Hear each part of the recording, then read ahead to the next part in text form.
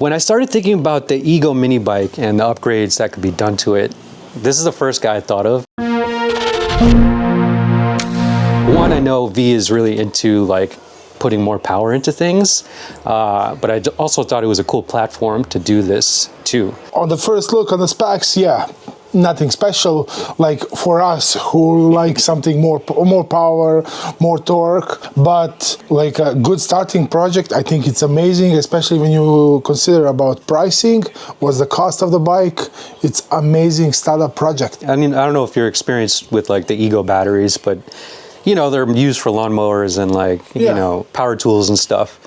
And so I think the people who were into it were already part of their proprietary battery ecosystem. But there are limitations, obviously, because, you know, they're only 56 volts. Yeah. We did put a multimeter to it, and it's actually 57 volts max charge, but it definitely dips down to about 50 volts, I think, on load. Because bike has also some weight, and then plus rider. It's not like some other tools that they powering. It's not like pushing along. Yes, it's way easier to do that, to handle that kind of power compared to the bike. The bike is like way more. The package we got basically came with the dual batteries with 15 amp hour. Yeah. And not a lot. I did, you know, I rode it with some Talarias and Surons, and halfway through the ride, I'm like, guys, I got to go home. Like, this is not going to make it. But I loved the platform, like you said. Like, it just, when you sit on it, it feels like more than like a Razor, right? It's more robust, almost like a mini Grom because of like the size. Yeah, but you have always people who's gonna say, oh, I paid my bike, doesn't matter, 1,200, 1,500, 2,000, and it's crazy to invest, I don't know, 3,000 to make my bike faster, or 5,000, whatever, depends what you wanna have done on the end. But, you know, think about like this, about cars. People buy car 5,000 and they invested like 40,000 in the car to make everything how they want. So similar is here. It's just a little bit cheaper, more affordable than when you're dealing with the cars. There's like different options I thought about. Like, okay, if we just do the controller and find a way to tune the stock motor, you still have to lose the display, obviously, because that's proprietary. The battery again. Yeah, the battery is, so the battery has, when I opened it up, the enclosure has two XT90s that feed into some kind of battery blender in the front, and then those outputs go into the controller. So theoretically, you could draw the power from the Ego power system, but it's still, you're still limited to the 50 volt, you know, whatever. Yeah, and huge voltage sag you're having already on the stock. So imagine if you put a little bit bigger controller, the voltage sag is going to be even more, and batteries on stress, you're not going to get range. Even if you do introduce more power or top speed, you're going to drain the batteries faster. So, you know, so the compromise is that, these batteries aren't powerful, and and the bike doesn't really go that fast, but that's fine for that capacity. Exactly, they made to support initial build. But if you want to have something more, then you need to consider proper upgrade, which means controller, motor, and battery. And of course, you have to do display as well. So, I mean, you know, people on the group were asking, like, you know, oh, can we hack the controller somehow to introduce? But again, the same issue is that you're going to drain you're going to drain the 15 amp hours even further, and you might get a burst of top speed, but only for like a little bit. So that's why I kind of decided, let's just do a whole system makeover. I like to explain to customers, to friends, that they can understand better what means power sag. I like to say you have a person that has a limit that can lift 100 pounds. And you push that person to lift 90 pounds, he's going to be able to lift, but he's going to start sweating, it's going to be hard. And imagine if you push that person to lift 120 pounds. Maybe a little bit, and then it's going to be problem. Same thing is with the battery, controller, motor. So basically you're stressing Yeah. all components. That's why it's important to follow, to upgrade everything like properly. Like you said, you could use your stock battery, but still you're gonna drain faster, you're gonna stress battery more, and you're not gonna have 6 volt voltage sag, you're gonna have maybe 10 volts or more. So you're losing, as soon as you have voltage sag, you're losing top speed as well, because the speed always you're getting from higher voltage. Yeah. So all those things affecting on the end. There was another option too, where people were like, "Can we do battery and controller and keep the stock motor?" It's an option. It's optional. I don't think we've experimented, with the stock ego motor yet. It says 1,000 watts on the motor. Potentially, it could do more. Yes. Potentially, but I still think that you're not utilizing the battery controller's maximum potential without switching to a more powerful. There is always risk of burning the motor if you try to do something like that. Like even 3 kilowatt motor, like example, we know we can push like 4 or 5 kilowatt, and that's like burst mode. It's not consistent, and it's fine. Like example, this 1,000 watt motor, you probably can push up to 1,500 watts as a peak. But again, if you go on the straight road and you're trying to pin the throttle for a few minutes, you're gonna end burning the motor. So, why make damage? Again, every goods has own buyer, so it's better. That's what I always suggest to our customers or friends. Sell your stock motor, because someone may be looking for that stock motor. Like on other brands, they're trying to do, no, get yourself bigger motor because you're gonna do power upgrade, and sell your stock motor because your stock motor works perfectly now. Do not damage while upgrading motor, battery and everything. Sell your motor because you can get some back money and add some more money on top of that and invest in good motor. Why hack into these things that already work together perfectly? Or do it like us and pull all those internals and put it on some vintage moped frame. But yeah, so I didn't want to hack into the proprietary stuff that's already locked in. Ego is a pretty big company, and they definitely didn't make a bike that would be easy to hack into or to program. There isn't some magic wire that you cut and then suddenly you get, more than 30 miles per hour.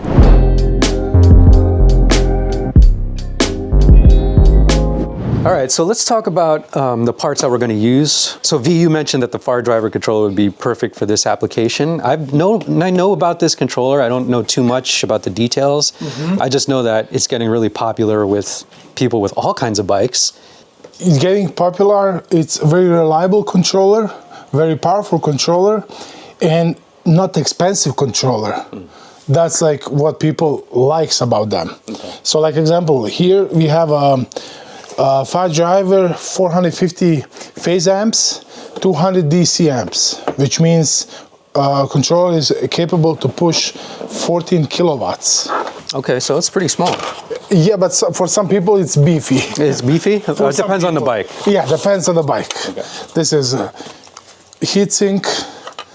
There is positive, negative phase wires here, and then there is main cable, harness cable to plug your hall sensors, throttle, on-off, display, alarm system also. Has option CAN bus, has option... Has like brake motor cutoff sensor? Yes, everything. The regen, even mods you have on this control, you can have EcoSport normal. You can adjust that. Let's say you have to lend someone to test your bike. You put on eco mode. If they feel comfortable, they can do normal mode, and you can limit speeds per any mode of this. That's also a good thing.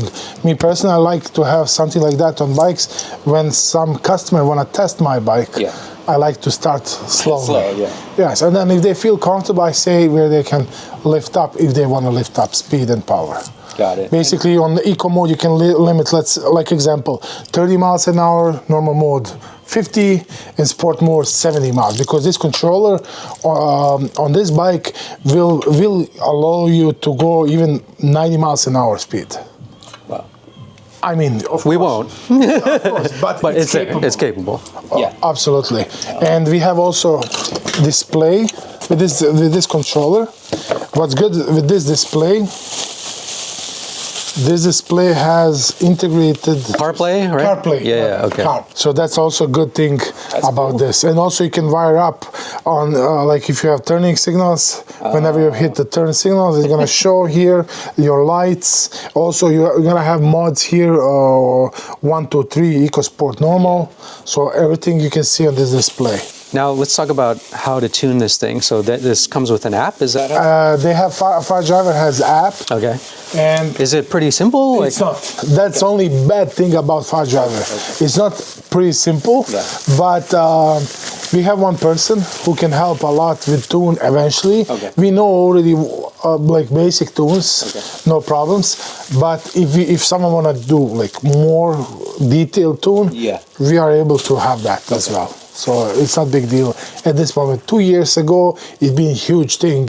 It's been like maybe 2-3 persons only in America that knows about those controllers, how to tune.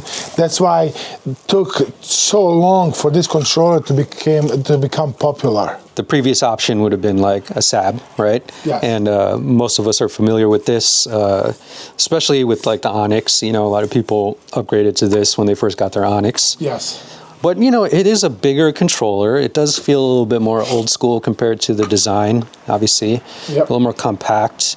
You know, it's nice to have a harness that's not connected inside of the controller directly.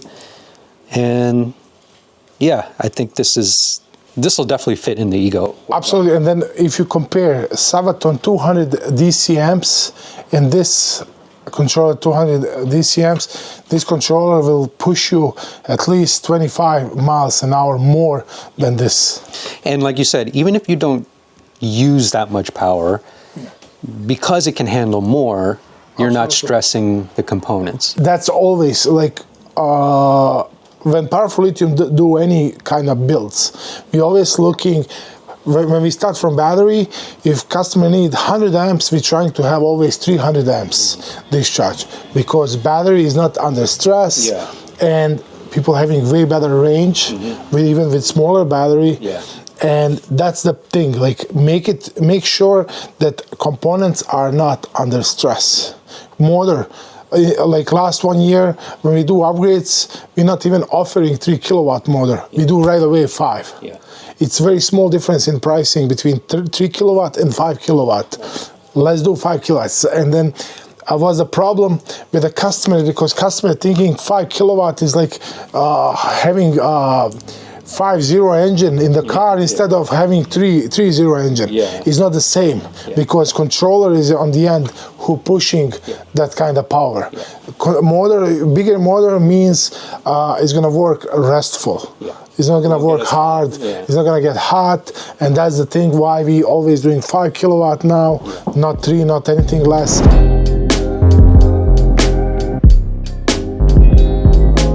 Let's talk about the battery next. No problem. So when I pretty much gutted the Ego, I did some measurements for the controller, plenty of space. You guys probably seen the other videos where we lifted up the seat, so plenty of room there. But the battery was the big question, because when I removed all the components, there was, you know, it has that storage compartment that sits underneath the battery, and what that acts as, it's basically like a connector for the two panels.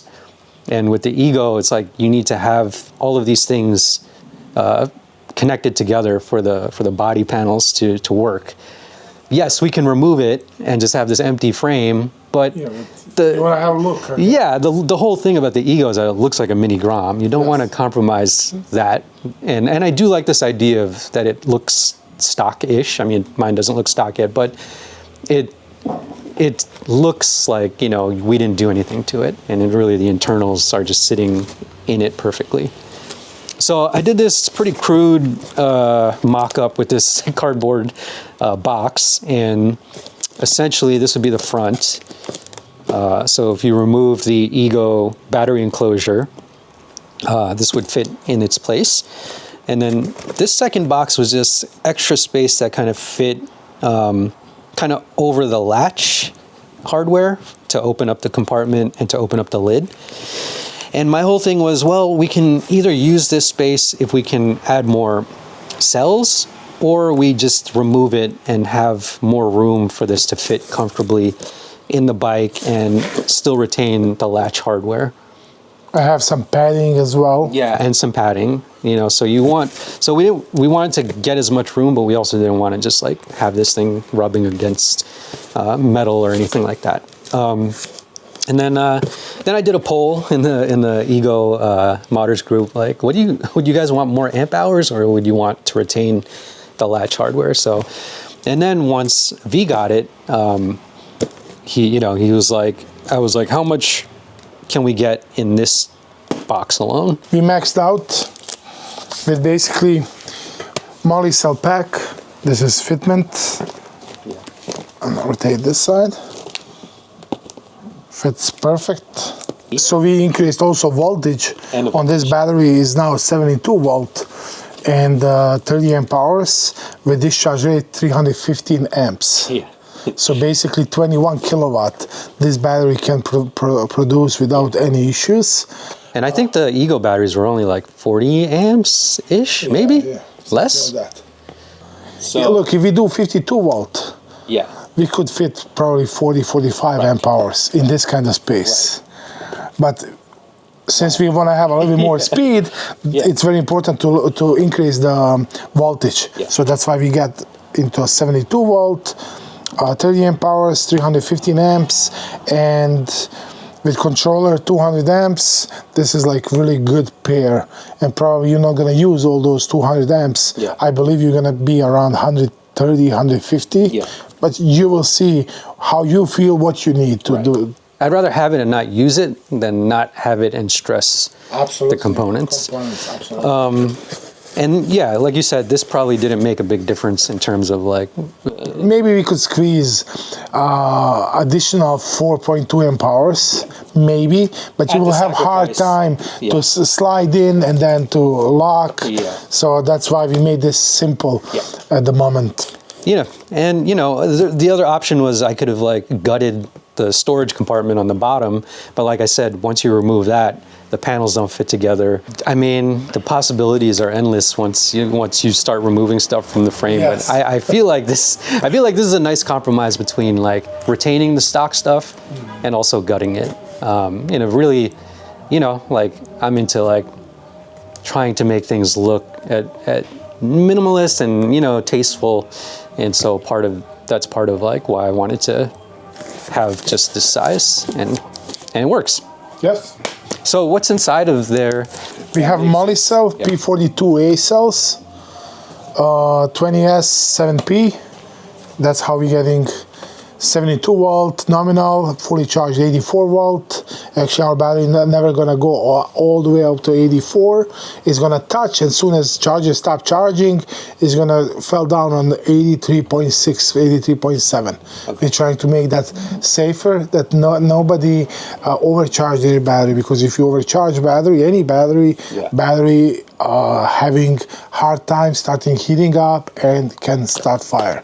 That's the reason why we limiting strictly 84. Soon as reach that voltage, BMS cutting off, and a resting voltage gonna bring you down on 83.6, something like that. And then you have these cell holders over here. Yes.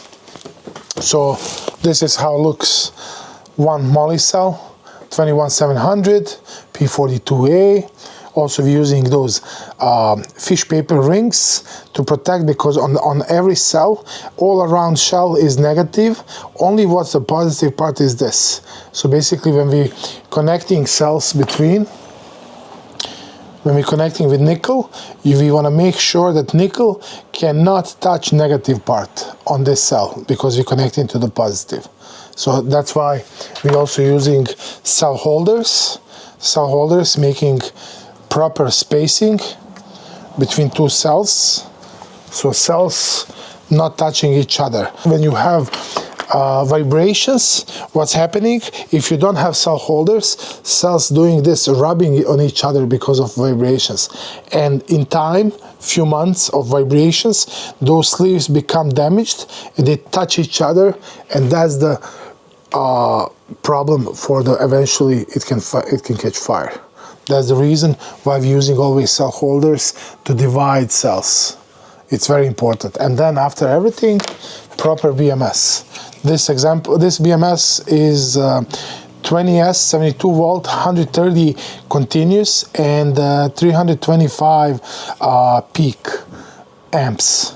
This BMS. So basically everything going through BMS, this side being connected on the battery minus directly on the cells, this one going to the connector negative on QS8 or XT60 for charging. Like I said earlier, those this BMS allows us to charge and discharge at the same port. Doesn't need to have separate port. So eventually, if you need to add one more battery, this BMS allows us to do that. And BMS also, main reason why it's very important to have BMS is to protect battery and lives. Like example, when you put on charger being compromised, BMS is there to stop from overcharging. Or while you're using bike, BMS is there to protect battery from you to not over discharge. So basically making sure that battery is always in healthy conditions. Also, this BMS have two temperature sensors. So basically BMS are monitoring temperature on cells. If from any reason you heat up the cells, BMS will cut you off. So basically taking care that nothing can go wrong. Of course, it's always on customer. Customer need to make sure to not drop off the battery, to protect battery if you're installing on the bike, to have some rubber mat or foam to make battery secured. That's very important. Any battery on the market need to be protected in some sort of rubber, or need to have some sort of foam under the battery, because, and if it's possible, to strap battery to the frame, that battery cannot bounce in the bike, because all those things damaging physically battery, and then after, if you physically damage battery or you dent battery one cell, it's gonna be enough that fire can start. So all of us, we need to take care on batteries like how you care on baby. Yeah. That's main thing, like everyone, because lives are involved, households are involved, everything. So it's very important for people to take care on battery. Do not drop, do not leave on the outside on the rain, or snow conditions. It's very important to protect. It doesn't matter even if you have metal enclosure, you have plastic enclosure, absolutely. Water will always find way to get inside. If anything, through wires, it's very important to protect. Yeah, battery maintenance, it should be common. It should be the most important thing before you even get into this, this hobby or this industry. And I think, I definitely know a lot of people who kind of get really excited and jump into it, and they don't know how to care for their battery. And when something happens, they're just like, they kind of play like, oh, I didn't know. It's like, well, you got this far, you bought all these things, you spent this much money. You got to really educate yourself. I mean, we could talk about this all day long, but if you don't actually learn it and practice it and know where to store your battery, how to charge it, how to take care of it, it's kind of like you have to really take responsibility. So, as we talk about all these crazy mods that we're doing, you really, jump into this. Don't jump into this without knowing anything. Don't just, even if you have the money, just like really think about, does this fit my lifestyle in the right way? And that's why we're doing this, because like no one's really done this to the Ego mini bike yet, and so we're still learning. We're still gonna like science it out and really like try to create a community to solve some of these problems or some of these things that haven't been explored yet. And yeah, so it's battery maintenance and battery hygiene is really important.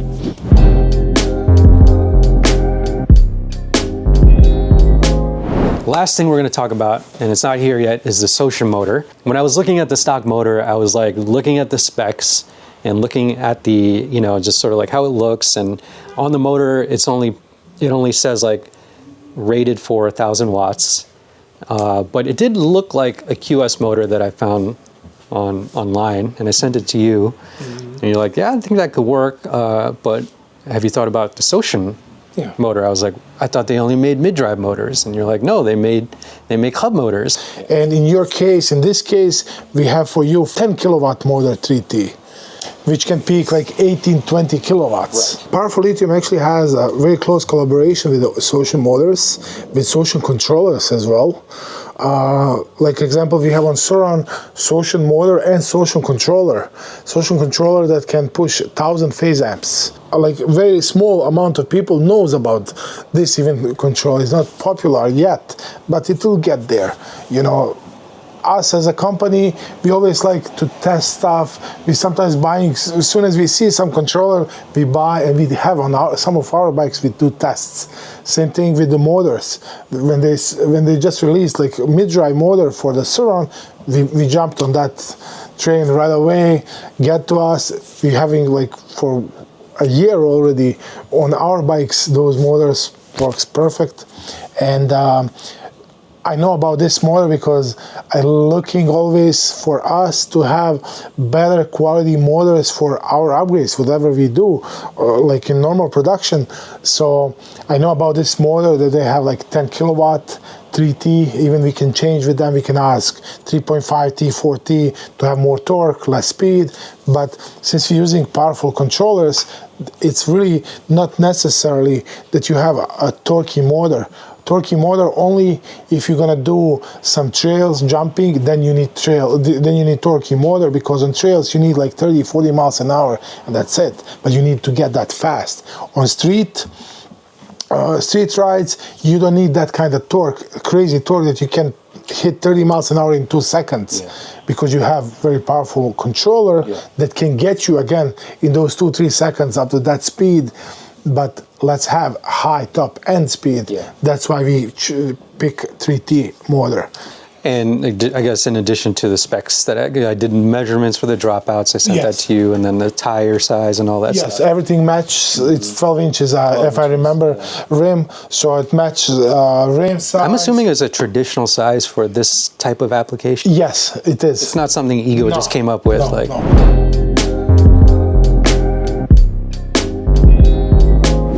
Our main business is batteries.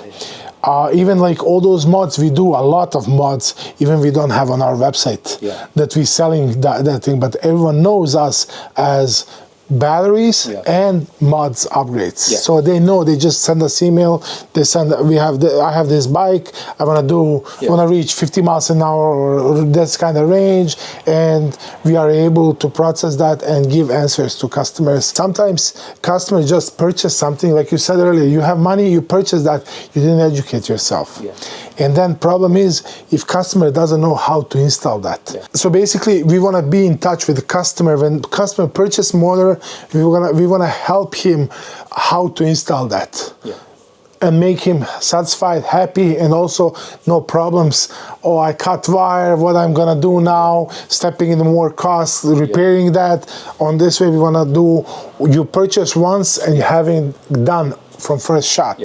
That's the reason why we don't have all those things on our website. It would invite a lot of people buying things that they don't know how to deal with. Trying to have some sort of control on everything, because like I said, it's very important for customer to be satisfied. He spend money, purchase, let's make sure while you purchase something, let's make sure that you do everything properly on your side and have it done from the first shot. And you know, as much as I think I know when it's like I need to reach out to the experts. And here's the thing, I think people usually have an instinct that they did something wrong, or if something just doesn't feel right, and they don't address it until it gets bad. And this is why you know, you need to reach out to V or, you know, experts. If you have an instinct that something is wrong, it's probably going to go wrong. Sometimes I see people, like, not about us, about any other company, it doesn't matter. They purchase something, and they have any issue, it doesn't matter if it's product issue or user error issue. First thing what they do, asking on social media how to do this. And then they're getting answers, like 7 different answers, which is maybe one right or none of them is right. You know, and I always, when I see something like that, doesn't matter which company, I always say, reach out to that company and ask them to help you with that. And of course, if they ghost you, if they not helping you, then try to find out somewhere else. But best way is reach out to a company who sold anything, it doesn't matter, controller, whatever. Try to get in touch with them because they should be able to help you best than anyone else. And that's the best way to do. I think the shortcut is, let me just post this on social media. Yeah, let me ask. But like I said, sometimes in social media you have like 5, 7 different answers. It's very important. When you have any kind of bike, it's very important to match your dropout size. Some people doing, like, they're having 170 dropout, but they're trying to squeeze in 150. So what's happening?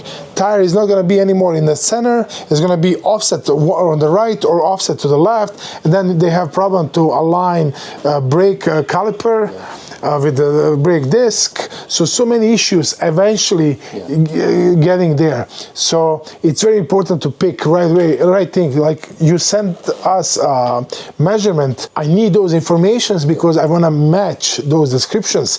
Then you have no problems when you're installing everything. It's very important.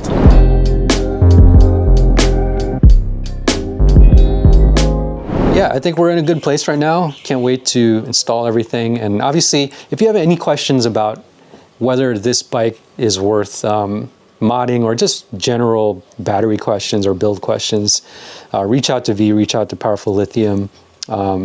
I think the mini bike is going to be a very fun platform, especially, you know, as maybe some of them go on the used market, because maybe some people will feel like it doesn't have enough power, but you still have this really great frame and great platform to do stuff to it. You know, if people doing upgrades on Razor, Razor is way smaller bike, way more like a kid bike, and people doing those amazing things on those bikes. Why not to do something like that on this kind of bike? And I have it registered as a moped in Michigan, but it's, you know, it's just it's unlike any other bike that have, and that's why I decided to keep it, to upgrade it, you know, because I wasn't sure if I would want to keep it. I bought it with like, okay, maybe I could just sell this on Marketplace, but I was like, wow, this thing, there's a lot of potential in here. So anyway, this was a long video, but I hope you guys learned some interesting things, and we will continue this journey once we get these parts on the bike. Don't forget to like, share, and subscribe.